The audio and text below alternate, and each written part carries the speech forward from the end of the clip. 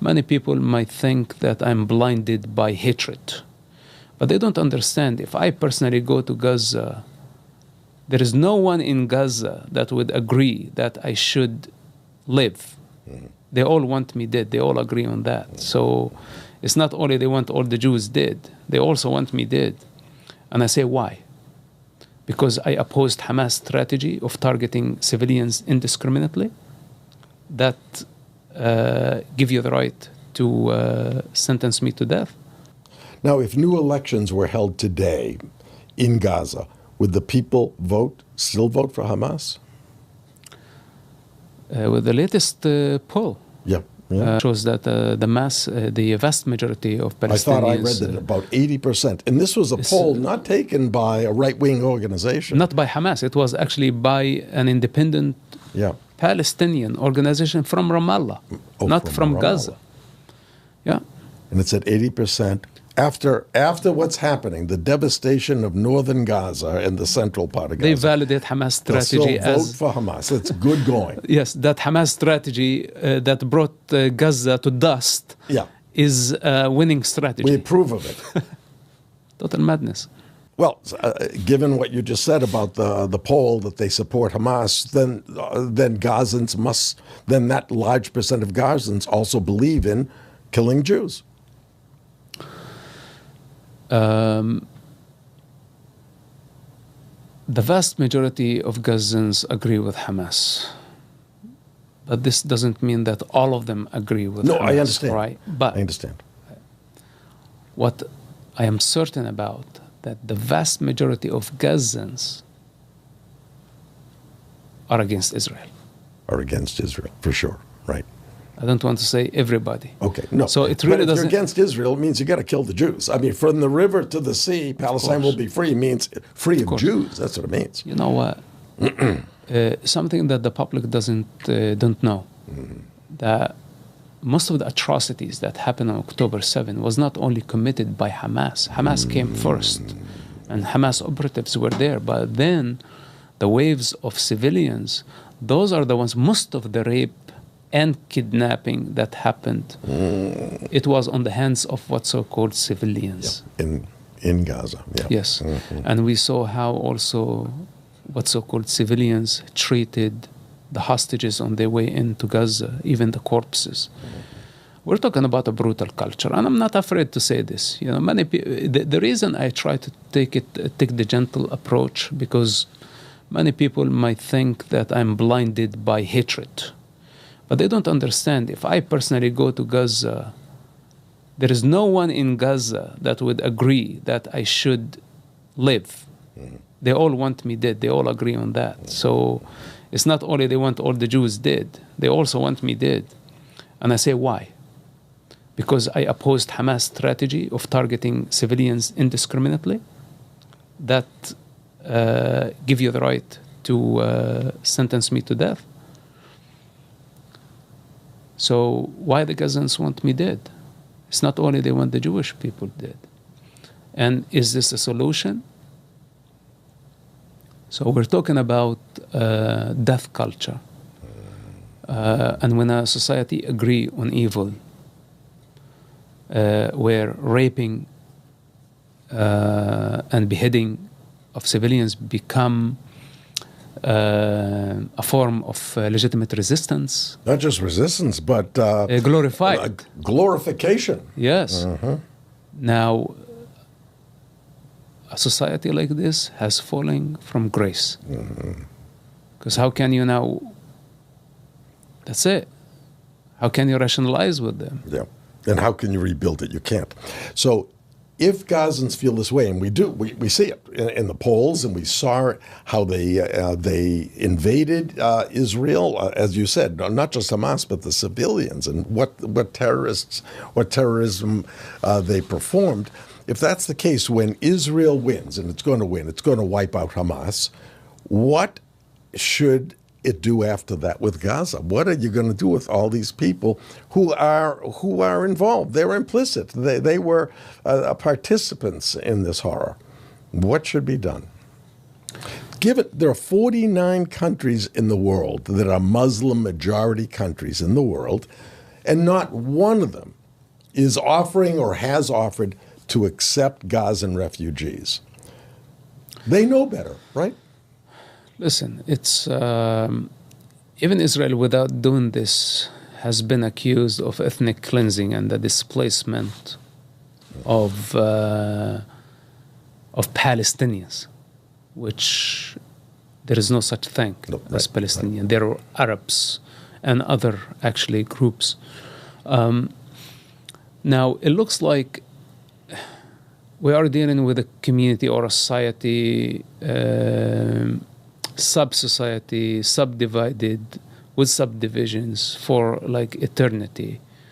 They are all conflicted, without leadership, that have failed terribly of coexisting with the Jewish neighbors.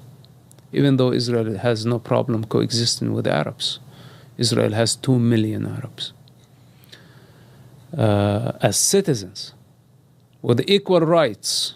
Those who shall say no equals, no, they have equal rights. But not every citizen is showing equal responsibility. This is why they get in trouble. But what to do with people who cannot coexist? We have like now reached a point where I'm afraid that separation is a necessity. Call it apartheid, call it whatever you want to call it. I think it's just torture to have two cultures that they cannot coexist with each other, especially when one of them is insisting on violence. And insisting on the death of the other, right? There's no middle ground. If somebody wants to kill you and you want to live, there's no middle ground. Annihilation. But then also, if you want to kill, killing is something. How can you explain the raping? Killing is a capital crime, but raping is beyond. So when we are dealing with a rape culture, a death cult, and yes, I am generalizing because this is the general vibe of that society. That's correct. So what to do? Has to be destroyed, in my view. People, and now people who don't understand that culture come from the outside and say, we're all the same. You just need a good job and good education. The two-state solution with economy, etc. This is going to lead to prosperity, and there is going to be peace. Nobody can guarantee that. We're talking about two different people, the opposite. And one of them is depending on the destruction of the other. So, my personal opinion, the confederation between Egypt and Gaza, between parts of the West Bank, what's so-called the West Bank, Judea and Samaria, that's like the most populated areas, and Jordan. Not fully Jordan. So I would give the authority to the tribes, to the major tribes. Mm-hmm. I would have them under the authority of the Jordanian intelligence that manage them, but from outside, not from inside.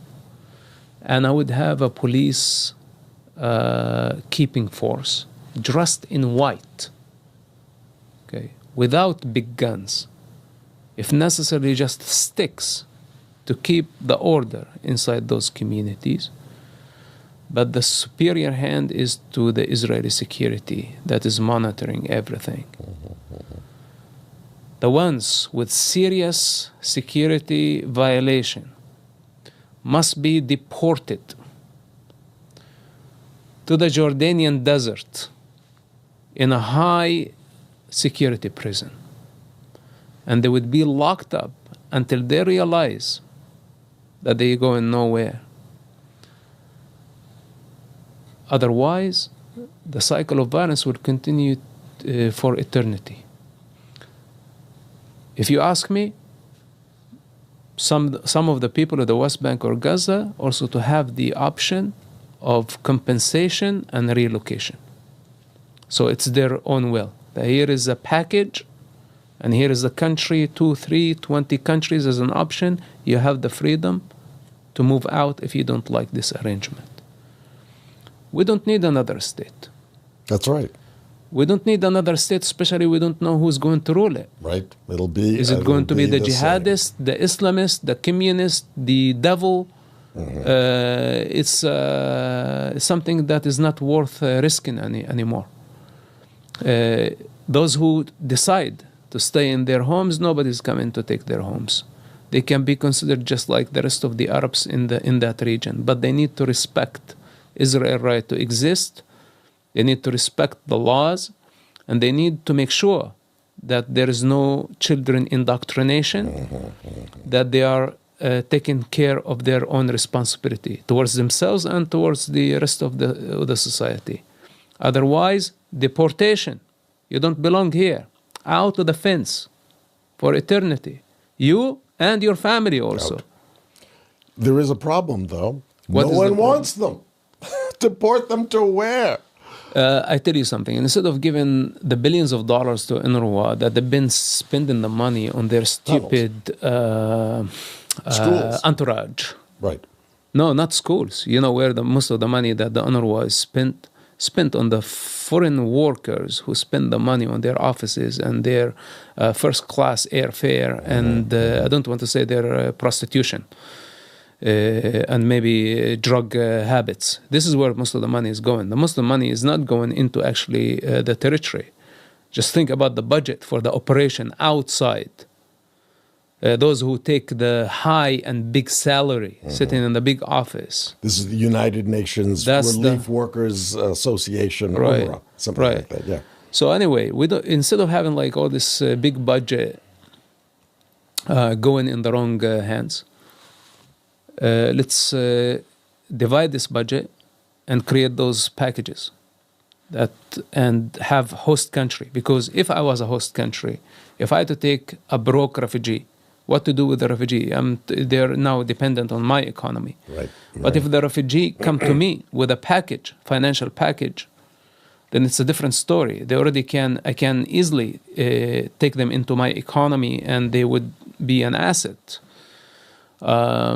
And superpowers can always convince countries of that level, of similar culture. Sure, of like, maybe in Africa even, South America. Yeah. Right. Yeah. But none of the Arab countries have offered to take a single refugee. As a matter of fact, not only not offered, but Egypt has refused to let them into the Sinai.